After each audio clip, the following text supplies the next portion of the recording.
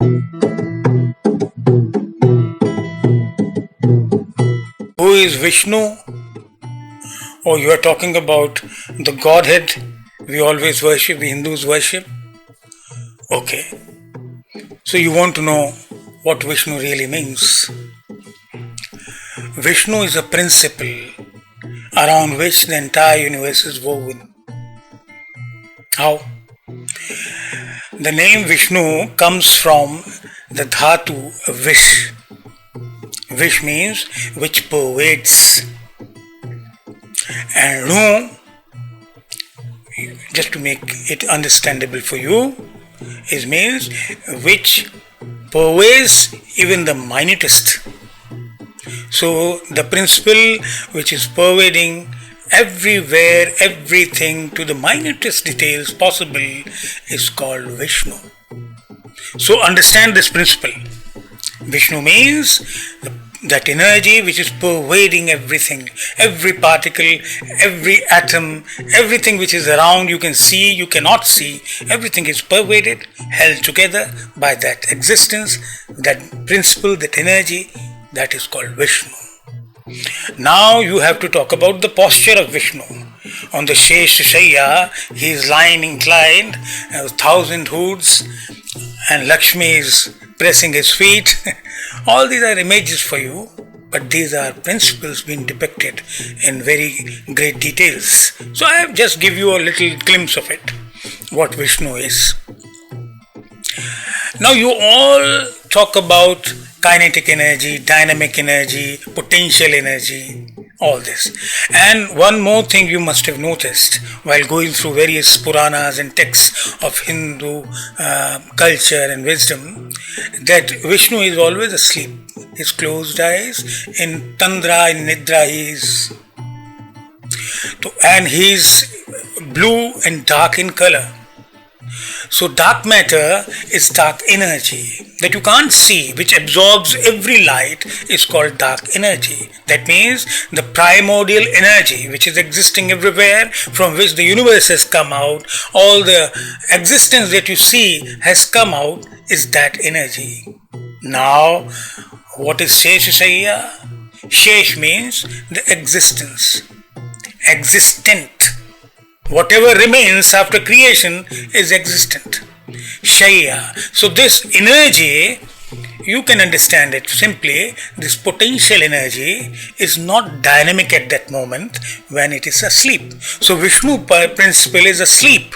It's a potential energy at the center of the creation. Seshshaiya is nothing but Brahmand, cosmos in its entirety, and at the center of which this potential energy called Vishnu is lying inclined, and his Shakti, that energy, is pressing his feet. That means he is inclined, he is asleep, he is not active, but that energy, Lakshmi, that helps you attain targets in life, that helps the entire universe achieve its form, structure, that is there with him, that energy. So Devtas come, and there is one or more vision attached to it, that from his navel region is coming out a lotus of energy, and there the creator Brahma is situated or located or seated. What is that? This potential energy, the center of that potential energy, gives rise to an explosive energy of creativity that is called Brahma. Now there are not two different entities as you must be perceiving. This is one energy in different forms. In Lakshmi form, in a sleep form, and in the form of that creative explosion in the form of that energy, Brahma. Now, why I call it explosion? Only explosion can define the fissiparity of creation from one to many. So Brahma is creating a dimension from one to many. So he is a creative energy of that potential energy. From the center of that potential energy, this energy is coming out. So these are all principles. We believe in one energy. We Sanatanis believe in one energy which is expressing in many forms. So we respect those forms also. Like the light is coming from the sun. The light is coming from the moon. The light is coming from the stars. This is the very nature of this creation. The same light is manifesting through various sources. So these have to be respected. So if you say there is one God and none else, so whenever you attach this sentence, none else, you are a kid in spirituality, and whoever has promoted this kind of thought was a little super kid, because he has created a myth. In our Sanatan Dharma, this energy is active. How this is activated? So all the members, when there is a disbalance in the creation, when there is overpopulation, everybody goes to the center of the head who decides, and they plan out something and they do. But this has to go to the head. This has to be communicated to that energy. So the same thing is happening there. So many manifestations of energy gather around that potential energy and then wait. Oh, you wake up and set the balance right. So that potential energy takes a form. Okay? It takes a form of its own, according to the need of the time and the structure it has to address. Social structure, creative structure, creation structure, whatever it is. So it comes down as avatara.